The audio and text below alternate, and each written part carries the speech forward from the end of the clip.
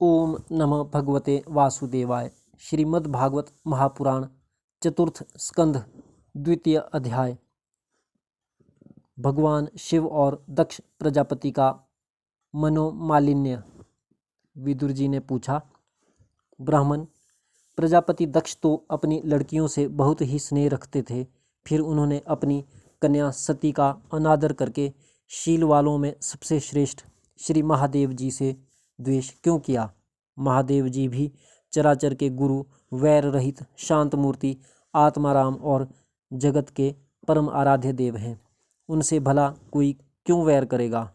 भगवान, उन ससुर और दामाद में इतना विद्वेष कैसे हो गया, जिसके कारण सती ने अपने दुस्त्यज प्राणों तक की बलि दे दी? यह आप मुझसे कहिए। श्री मैत्रेय जी ने कहा, विदुर जी, पहले एक बार प्रजापतियों के यज्ञ में सब बड़े बड़े ऋषि देवता, मुनि और अग्नि आदि अपने अपने अनुयायियों के सहित एकत्र हुए थे। उसी समय प्रजापति दक्ष ने भी उस सभा में प्रवेश किया। वे अपने तेज से सूर्य के समान प्रकाशमान थे और उस विशाल सभा भवन का अंधकार दूर किए देते थे। उन्हें आया देख ब्रह्मा जी और महादेव जी के अतिरिक्त अग्नि पर्यंत सभी सभासद उनके तेज से प्रभावित होकर अपने अपने आसनों से उठकर खड़े हो गए। इस प्रकार समस्त सभासदों से भली भांति सम्मान प्राप्त करके तेजस्वी दक्ष जगत पिता ब्रह्मा जी को प्रणाम कर उनकी आज्ञा से अपने आसन पर बैठ गए। परंतु महादेव जी को पहले से बैठा देख तथा उनसे अभ्युत्थान आदि के रूप में कुछ भी आदर ना पाकर दक्ष उनका यह व्यवहार सहन ना कर सके।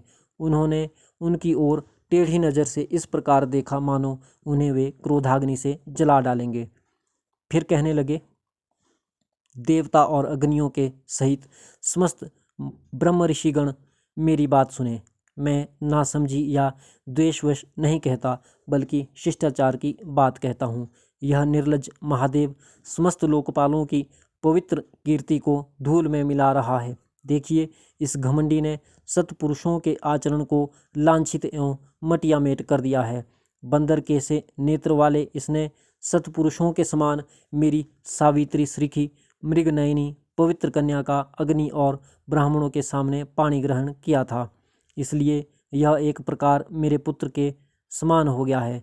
उचित तो यह था कि यह उठकर मेरा स्वागत करता, मुझे प्रणाम करता, परंतु इसने वाणी से भी मेरा सत्कार नहीं किया। हाय, जिस प्रकार शूद्र को कोई वेद पढ़ा दे, उसी प्रकार मैंने इच्छा ना होते हुए भी भावीवश इसको अपनी सुकुमारी कन्या दे दी। इसने सत्कर्म का लोप कर दिया। यह सदा अपवित्र रहता है, बड़ा घमंडी है और धर्म की मर्यादा को तोड़ रहा है। यह प्रेतों के निवास स्थान भयंकर शमशानों में भूत प्रेतों को साथ लिए घूमता रहता है। पूरे पागल की तरह सिर के बाल बिखेरे नंग धड़ंग भटकता है, कभी हंसता है, कभी रोता है। यह सारे शरीर पर चिता की भस्म, अपवित्र भस्म लपेटे रहता है। गले में भूतों के पहनने योग्य नरमुंडों की माला और सारे शरीर में हड्डियों के पहनने योग्य नरमुंडों की माला और सारे शरीर में हड्डियों के गहने पहने रहता है। यह बस नाम भर का ही शिव है, वास्तव में है पूरा अशिव, अमंगल रूप।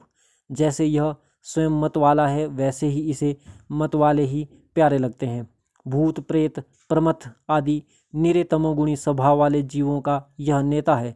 अरे, मैंने केवल ब्रह्मा जी के बहकावे में आकर ऐसे भूतों के सरदार, आचारहीन और दुष्ट स्वभाव वाले को अपनी भोली भाली बेटी ब्याह दी।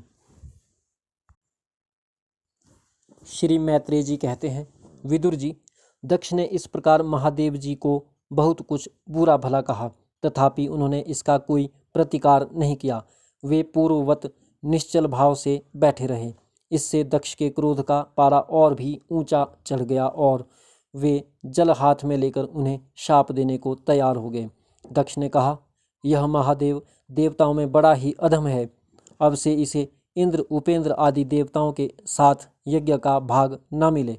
उपस्थित मुख्य मुख्य सभासदों ने उन्हें बहुत मना किया, परंतु उन्होंने किसी की न सुनी। महादेव जी को शाप दे ही दिया। फिर वे अत्यंत क्रोधित हो उस सभा से निकलकर अपने घर चले गए। जब श्री शंकर जी के अनुयायियों में अग्रगण्य नंदीश्वर को मालूम हुआ कि दक्ष ने शाप दिया है तो वे क्रोध से तमतमा उठे और उन्होंने दक्ष तथा उन ब्राह्मणों को जिन्होंने दक्ष के दुर्वचनों का अनुमोदन किया था बड़ा भयंकर शाप दिया। वे बोले, जो इस मरण धर्मा शरीर में ही अभिमान करके किसी से द्रोह ना करने वाले भगवान शंकर से द्वेष करता है वह भेद बुद्धि वाला मूर्ख दक्ष तत्वज्ञान से विमुख ही रहे। यह चातुर्मास्य यज्ञ करने वाले को अक्षय पुण्य प्राप्त होता है आदि अर्थवाद रूप वेद वाक्यों से मोहित एवं विवेक भ्रष्ट होकर विषय सुख की इच्छा से कपट धर्ममय गृहस्थाश्रम में आसक्त रहकर कर्मकांड में ही लगा रहता है। इसकी बुद्धि देहादि में आत्मभाव का चिंतन करने वाली है। उसके द्वारा इसने आत्मस्वरूप को भुला दिया है। यह साक्षात पशु के ही समान है। अतः अत्यंत स्त्री लंपट हो और शीघ्र ही इसका मुंह बकरे का हो जाए। यह मुख कर्ममयी अविद्या को ही विद्या समझता है। इसलिए यह और जो लोग भगवान शंकर का अपमान करने वाले इस दुष्ट के पीछे पीछे चलने वाले हैं वे सभी जन्म मरण रूप संसार चक्र में पड़े रहें।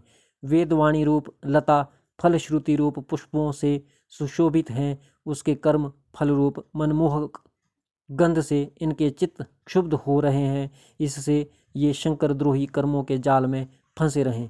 ये ब्राह्मण लोग भक्ष्य के विचार को छोड़कर केवल पेट पालने के लिए ही विद्या तप और व्रत आदि का आश्रय लें तथा धन शरीर और इंद्रियों के सुख को ही सुख मानकर उन्हीं के गुलाम बनकर दुनिया में भीख मांगने को भटकते रहे। नंदीश्वर के मुख से इस प्रकार ब्राह्मण कुल के लिए शाप सुनकर उसके बदले में भृगु जी ने दुस्तर शाप रूप ब्रह्मदंड दिया। जो लोग शिव भक्त हैं तथा जो उन भक्तों के अनुयायी हैं वे सत्शास्त्रों के विरुद्ध आचरण करने वाले और पाखंडी हों।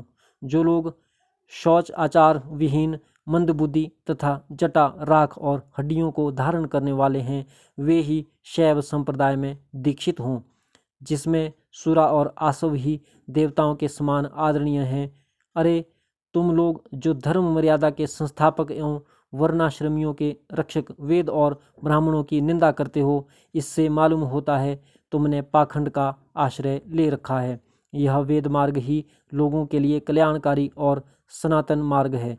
पूर्व पुरुष इसी पर चलते आए हैं और इसके मूल साक्षात श्री विष्णु भगवान हैं।